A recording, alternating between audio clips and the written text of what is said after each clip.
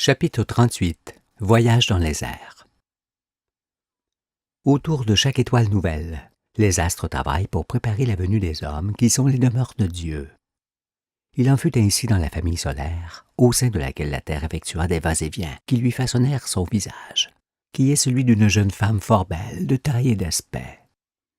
Après avoir donné naissance au monde, elle vient d'enfanter un fils et va enfanter tous ses enfants derrière lui. C'est pour protéger ce monde que Mars et Vénus, ses servantes, ont aujourd'hui pour mission d'occuper les régions du ciel où la Terre ne doit plus aller, car la température qui règne dans leur parage ne permet pas le cycle de l'eau duquel dépend la manifestation de la vie. En ce qui concerne la Terre et le réveil du Fils, qui est Pierre, l'Écriture rapporte ceci. Lorsque Pierre avait faim de la vérité, il vit le ciel ouvert et un objet semblable à une grande nappe attachée par les quatre coins, qui descendait et s'abaissait vers la terre, et où se trouvaient tous les quadrupèdes et les reptiles de la terre et les oiseaux du ciel. Et une voix lui dit, « Lève-toi, Pierre, tue et mange. » Cela arriva jusqu'à 3 fois, et aussitôt après, l'objet fut retiré dans le ciel. Je suis Pierre, et à l'époque où j'éprouvais cette faim, je saisis ces paroles qui m'aidèrent à me lever. Ce signe ne peut rester une énigme pour moi, car, le ciel m'étant ouvert, je comprenais le monde et ce que je devais accomplir pour construire l'arche selon ses 3 étages et sauver ce qui ne doit point périr. Mais cette nappe sur laquelle le monde est représenté est aujourd'hui appelée Mappemonde. Il s'agit de la planisphère et de ses 4 points cardinaux auxquels elle est attachée. Eh bien, nous allons observer cette nappe du monde dans toutes les ères, pour avoir une vision d'ensemble des époques antérieures jusqu'à ce jour. Pour cela, aidons-nous une fois encore de la figure des va-et-vient de la Terre. Ces déplacements nous montrent le climat changeant des airs et ce que furent les conditions de vie à partir de ces changements climatiques. De la sorte, on peut voir apparaître les espèces correspondant à ces temps-là, puis les imaginer régresser et disparaître quand leurs conditions de vie s'en allaient. Ce qui fut jusqu'au quaternaire, le 6e jour, où cette fois la Terre se stabilisa dans le climat favorable à l'existence des êtres humains. Examinons alors l'essentiel de ce qui fut depuis l'éclairement du Soleil. Le Précombien. Le Précombien fut la première ère formée par le déplacement de la Terre qui s'en alla dans le lointain, poussée par le souffle de l'explosion atmosphérique. Mais hormis la nébuleuse solaire qui arrosa abondamment le sol et la séparation des eaux, il ne s'est rien produit de conséquent sur le plan géologique. Notre planète, légèrement plus petite qu'aujourd'hui, était presque entièrement recouverte d'eau douce. Peu de terrain était émergé. Par conséquent, la végétation et les premiers êtres étaient peu répandus dans ses commencements. Aussi les roches de cette première période n'ont livré que quelques rares vestiges de ces premiers organismes, produits par l'eau douce, qui apparurent en fonction de la simplicité des conditions de vie du moment. Ils n'eurent d'ailleurs que peu de temps d'existence, car la Terre s'en allait rapidement dans le froid de la première période glaciaire, qui fut non propice à la vie. Ce fut là le 2e jour que Dieu a créé.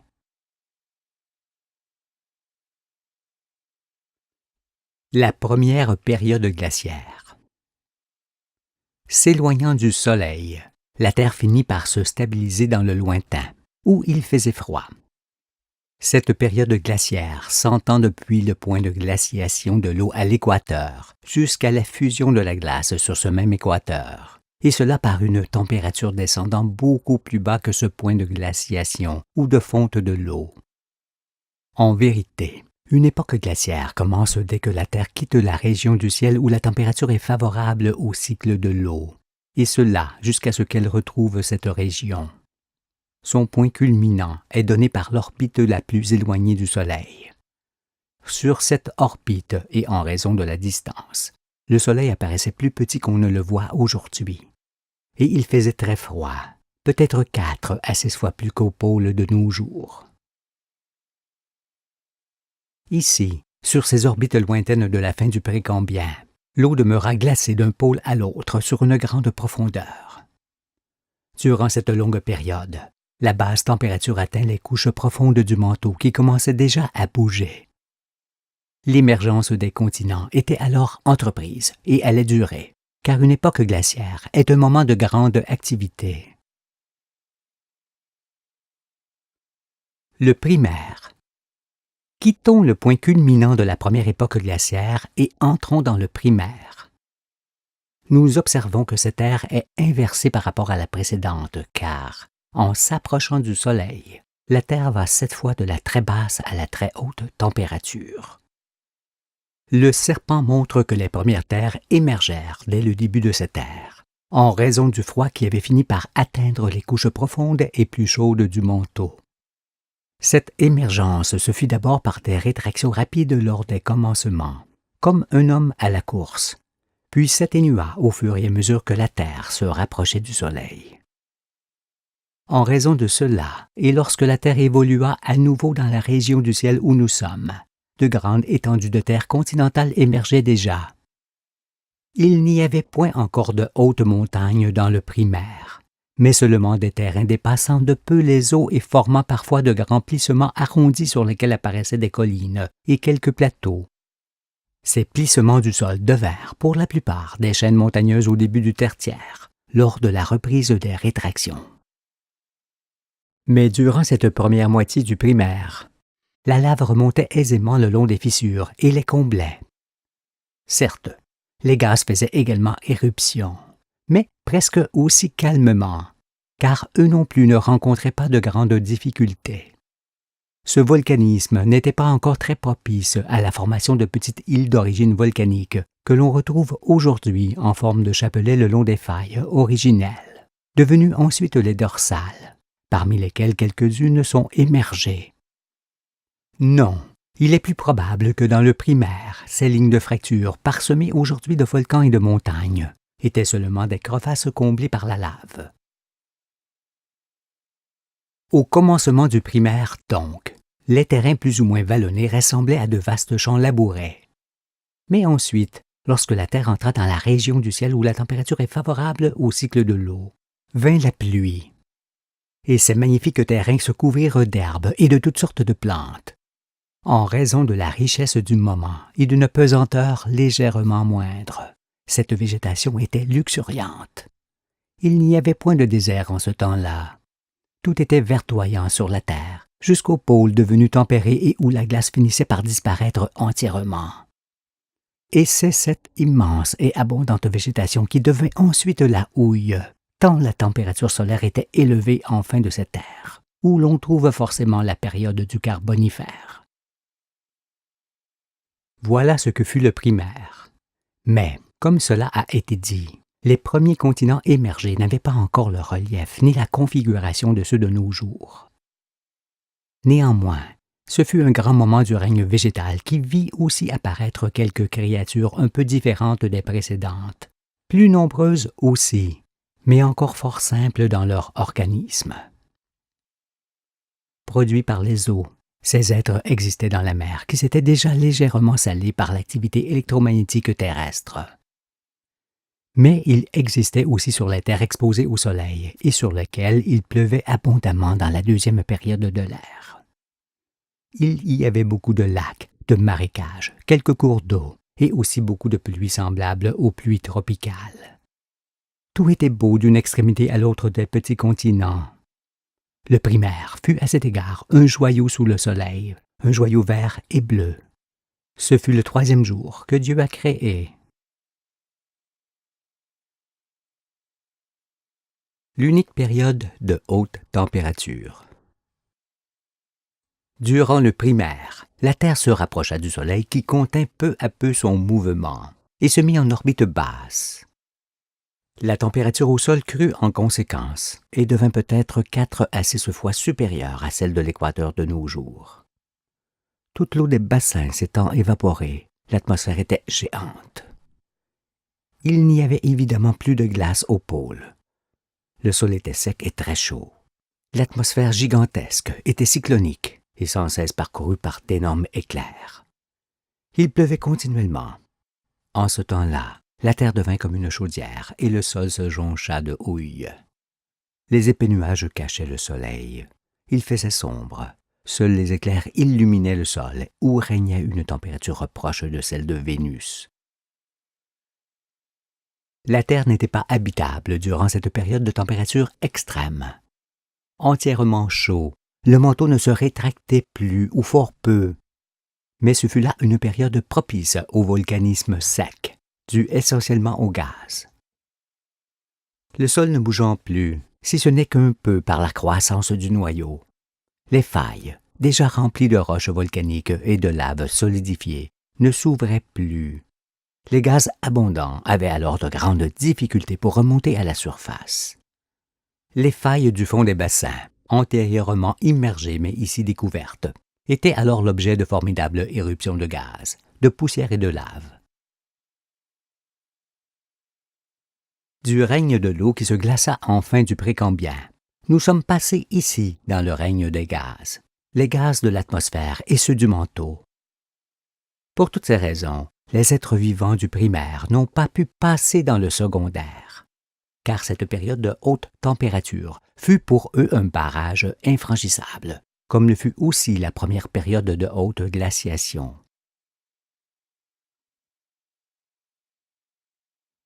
Le secondaire. Lorsque la Terre quitta cette région de basse orbite pour aller une dernière fois dans le lointain et le froid, elle entama l'ère secondaire. Cette ère fut aussi inversée par rapport au primaire, parce que cette fois la Terre alla de la haute à la basse température. Les effets sur son sol, sur son climat et dans son manteau furent forcément différents. La première chose qui apparaît, c'est que la gigantesque atmosphère du début de cette ère provoqua obligatoirement une longue période diluvienne, car toute l'eau évaporée se condensa progressivement. L'eau réintégra alors les bassins où elle fut prise. Ainsi, peu à peu, les bassins se remplirent à nouveau, en se recouvrant de sédiments apportés par les fleuves impétueux du moment et les grands ruissellements que l'on peut imaginer. Tout cela refroidit le sol. Mais dès après les longues pluies, la chaleur du manteau remonta et réchauffa le sol, ainsi que l'atmosphère. Le climat se radoucit. Après ces formidables pluies, et durant la première moitié de cette ère, tout redevint calme. Le manteau bougeait peu, et hormis le grand volcanisme qui allait en s'estompant, ce fut une époque tranquille. Mais dans la deuxième moitié du secondaire, il se produisit quelques petites élévations du sol. En effet, en raison de la petite épaisseur du manteau et de sa grande surface, on imagine bien qu'il y avait des superficies du sol et du sous-sol qui étaient plus chaudes ou plus froides que d'autres. Les points chauds qui se refroidissaient doucement provoquaient quelques lentes rétractions qui faisaient apparaître des collines et des plateaux sous les pieds des reptiles. Mais nous avons vu que ce phénomène avait aussi pour effet de découvrir les points chauds avoisinants qui, en se refroidissant, se contractaient à leur tour, ce qui occasionnait la formation de petites collines coniques, parfois serrées les unes contre les autres.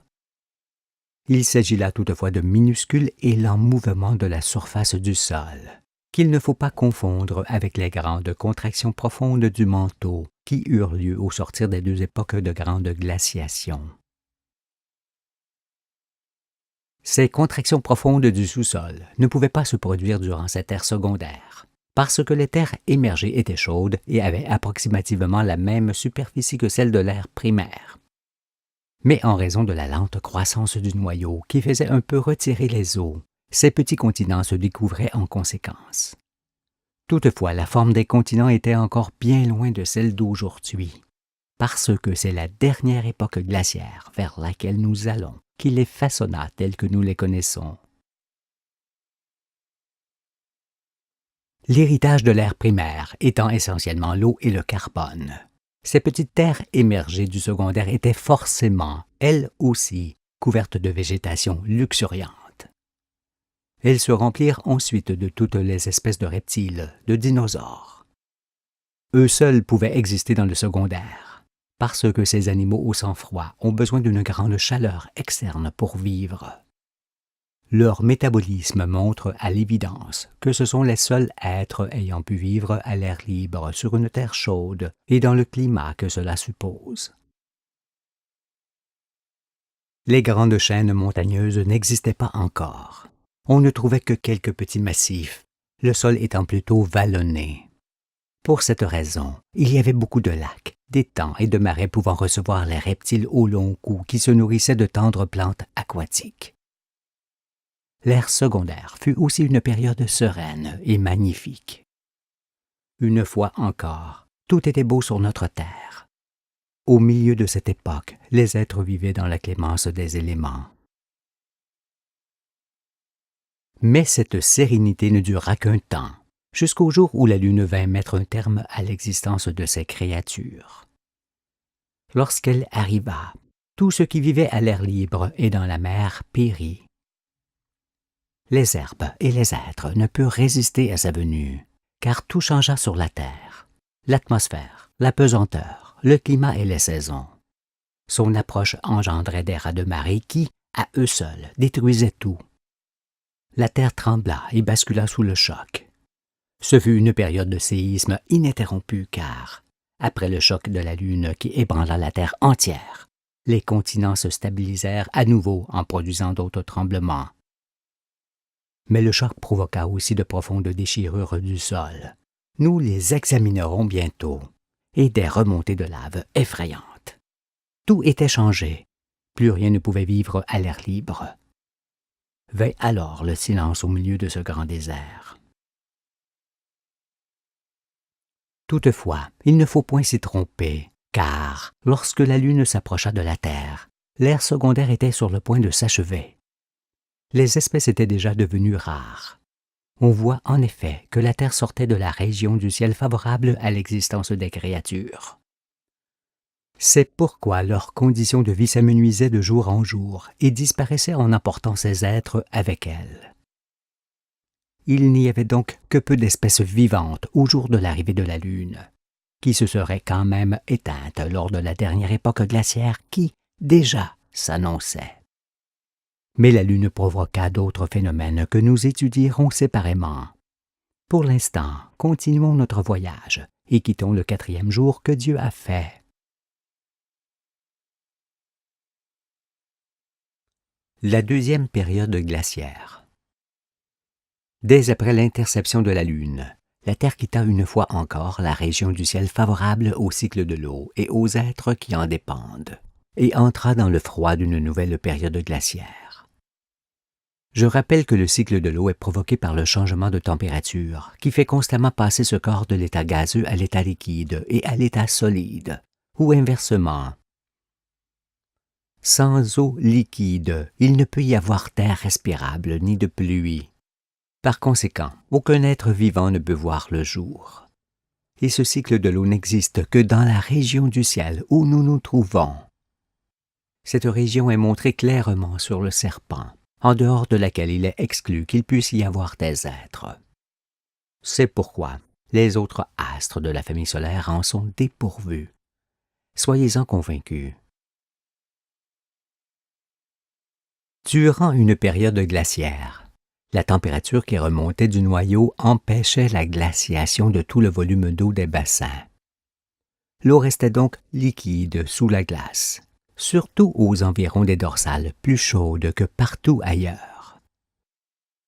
Aussi, quelques animaux marins du fond des abysses ont peut-être vécu durant une période glaciaire. Mais sur Terre, où la glaciation se faisait fortement sentir, même en profondeur, il ne pouvait y avoir d'êtres vivants.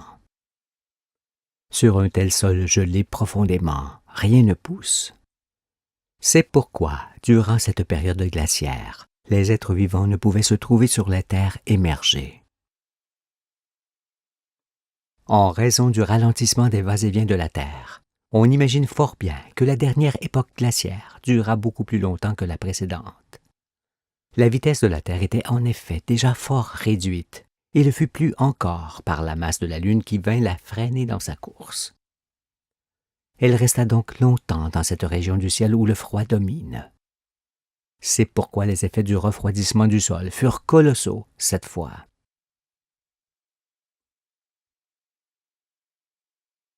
Le tertiaire. Nous avons vu que la première période glaciaire fit émerger les petites terres dès le commencement du primaire.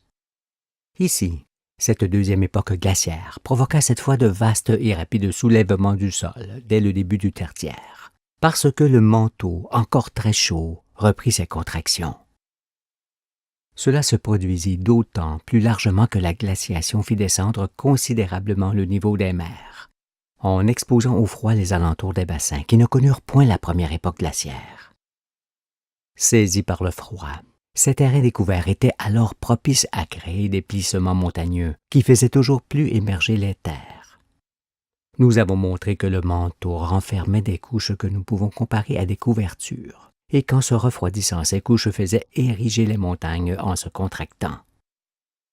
Il est donc aisé de voir qu'en s'érigeant, ces montagnes tiraient sur les plaines en faisant émerger de vastes étendues de terre prises dans les bassins.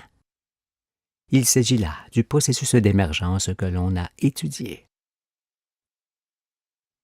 Ainsi, plus la terre émergée était de grande surface, plus la pénétration du froid était vaste et profonde. Par conséquent, plus grandes étaient les rétractions qui créaient des soulèvements. Par exemple, au commencement du primaire, il n'y avait que de petites surfaces émergées, et les rétractions furent proportionnelles. Alors qu'au début du tertiaire, toutes les terres qui furent précédemment retirées des eaux et réchauffées étaient offertes plus longuement à la basse température et atteintes en profondeur cette fois. Ainsi, les premiers plissements devenus rocheux dans le primaire furent ici soulevés et brisés par les contractions des couches profondes. Cela engendra les magnifiques chaînes montagneuses aux roches acérées et dressées vers le ciel que nous pouvons contempler aujourd'hui.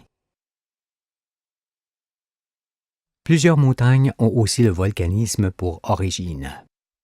On comprend que lorsque les gaz et la lave persistaient à sortir d'une dorsale, ce point d'où ils sortaient était évidemment un volcan en mesure d'émerger un jour ou l'autre. Une période glaciaire n'arrête pas l'activité d'un volcan, et la montagne que celui-ci forme est plus chaude que le reste du sol exposé au froid. Aussi, lorsque les flancs de ce volcan sont atteints en profondeur par le froid, cela forme le processus dont on a déjà parlé, à savoir que les rétractions amènent de la terre autour du volcan. Ce qui cette fois forme une île parfois très vaste, une île ne pouvant avoir qu'un seul volcan pour origine.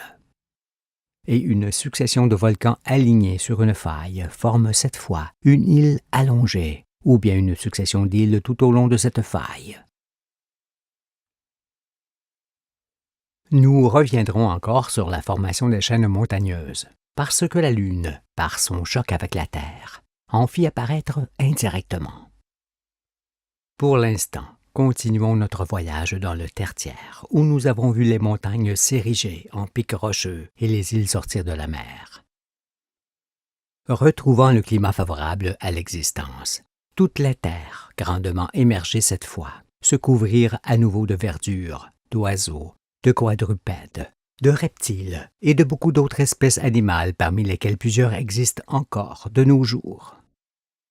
La première moitié du tertiaire fut forcément une période de grands bouleversements du sol, une période sismique, volcanique et d'intense émergence.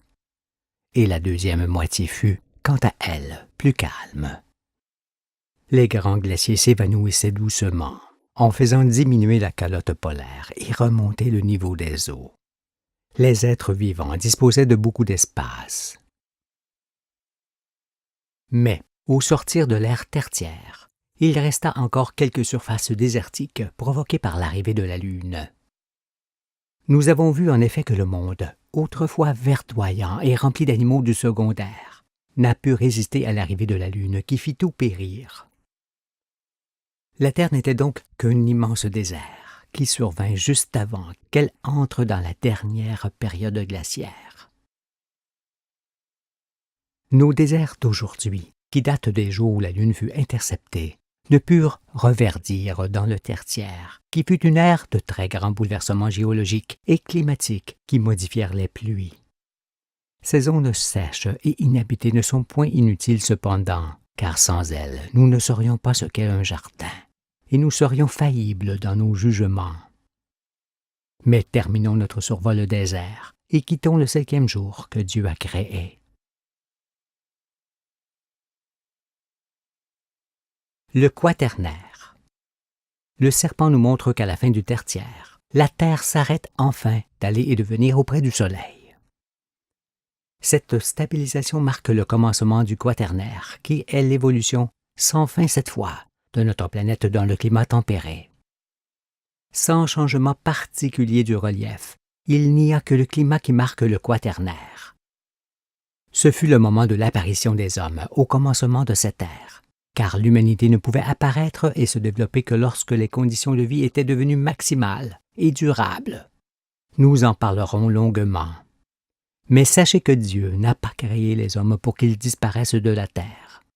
Or, c'est seulement dans cette ère, où le climat est tempéré, que les hommes ne peuvent être détruits par des phénomènes climatiques ou géologiques indépendants de leur volonté. Et cette époque dans laquelle nous sommes est le 6e jour que Dieu a créé.